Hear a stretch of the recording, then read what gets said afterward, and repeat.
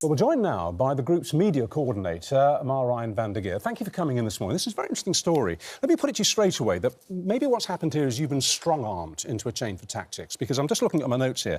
You've got 7 ER activists currently looking at up to 18 months in jail for offences. They'll be sentenced on the 27th. And your founder, Roger Hallam, he's been in clink on remand since November, accused of plotting to cause chaos on the M25. So the days of the police bringing you guys cups of tea and cake when you glue yourselves to the road seem to be over.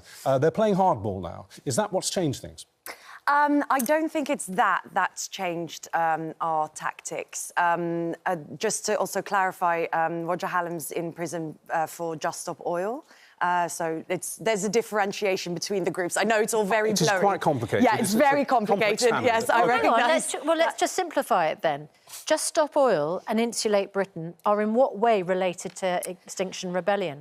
Lots of people who started in Extinction Rebellion moved on to Insulate Britain. Including Roger Hallam? Including Roger Hallam. So there's a direct link? There, absolutely, yeah. There's a direct link, but we're different groups. We have our own teams, we do our own thing, you know. Right. But you're interconnected. There is a connection there, of course. OK, but anyway, you made that clear. But anyway, with all these people facing quite lengthy jail sentences now, is that what's changed your policy? No, that's not what's changed. What we've realised is that we think with the tactics we've been using, everybody who would be on board with what we're doing has now come on board.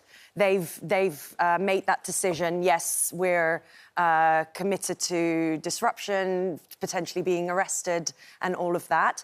But so you've got your troops? We've got our troops, but we need more people. We need the people who perhaps aren't comfortable getting arrested. Of course, you know, I'm speaking as a white middle-class person in quite a privileged position. My experience with arrest was fairly normal, you know, but there are people from other backgrounds who might have a very different experience and who have a very different association with getting arrested. They are, but with our tactics, automatically excluded from joining us on the streets. So basically, you think your actions are not just putting other people at risk, they're putting people at risk who are in the front line.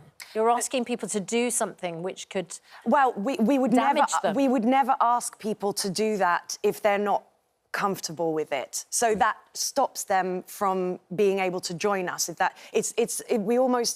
I think it's an extremely important tactic, and there's a long history, of course, of arrest as a form of protest.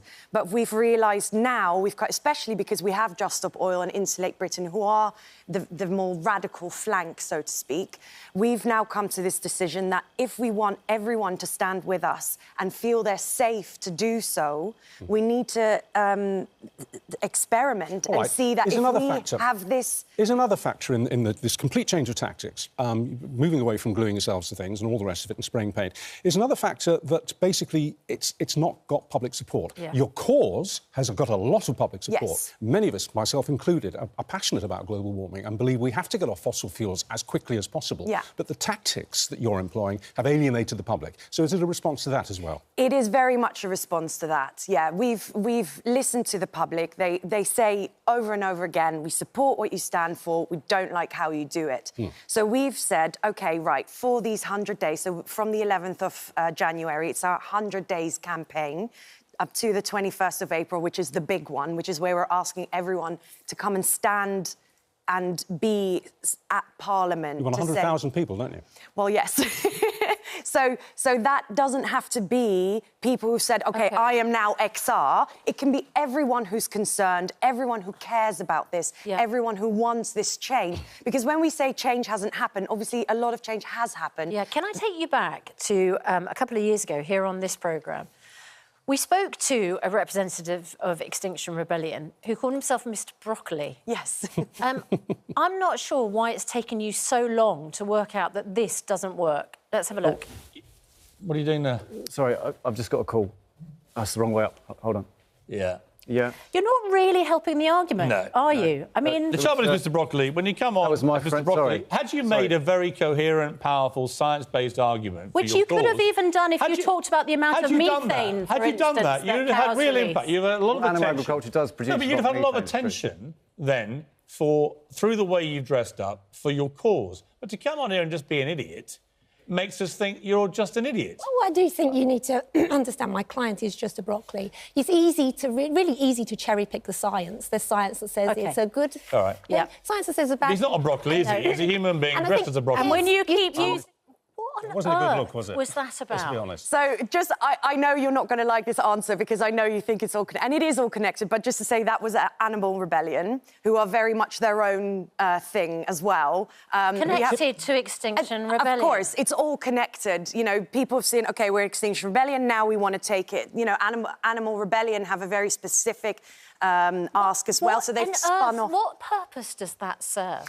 Well, I mean, he obviously grabbed a lot of people's attention, but I have to say we had our own XR spokespeople on this show. You know, we had Ski now, we've had lots of amazing people here who did have their point and did bring in the facts. But you are finally admitting that these tactics don't work. No, we're not admitting... That in that case, it's ridiculous. And in the case of blocking access to London's bridges, which, you know, as we know, there are documented cases of people not being able to get to hospital, for instance, or to appointments or to cancer treatment, that actually you're just losing more people than you're gaining. And you've said the people that you're gaining, you believe you're putting at risk. I mean, when you say we quit, it's an acknowledgement of failure, isn't it? It's not. So we're definitely not putting people at risk who, you know, there's... careful training. We have an amazing legal team, all volunteers. We would never put people at risk who don't want to be at risk. You've said Extinction. I mean, you're trying to make this quite convoluted argument that that you don't have responsibility for someone who dresses up as a broccoli to appear on national television. Yeah, we don't. That's Animal Rebellion. But it's all part of the same. It's all part of the same network. Yeah. Extinction Rebellion say we quit. You're not going to do any more of this direct action.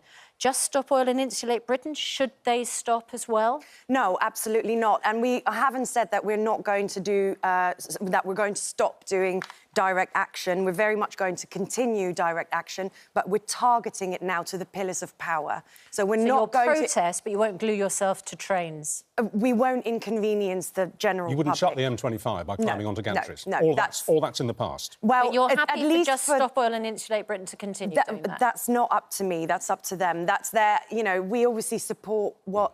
I mean... We are in solidarity with what they do. Very quickly, one more quick factor involved here. We've talked about the use of prison and heavier sentencing and losing public support. It's not actually worked at all in terms of governments changing policy, has it? There hasn't been one tiny textual change in government policy. So I think the change has been, obviously, after April 2019, the conversation changed from climate change to climate emergency. We managed to pull in environmental and ecological emergency. Yes, but the government hasn't acknowledged any of it. So, no, and that's the problem. And that's why we cannot stop. And that's why if Insulate Britain, Just Stop Oil carry on, great. We are now going to do 100 days experimenting of this. Don't forget, XR was completely founded on experimentation. We try something, does it work? Great. Doesn't it work? OK, we'll try something else. All right. So the next 100 days... focusing on the pillars of power, not public disruption. We get it. OK, we'll watch with great interest. And then we hope that on the 21st, anyone who cares about this, please come and be there. You don't have to be XR, it doesn't matter.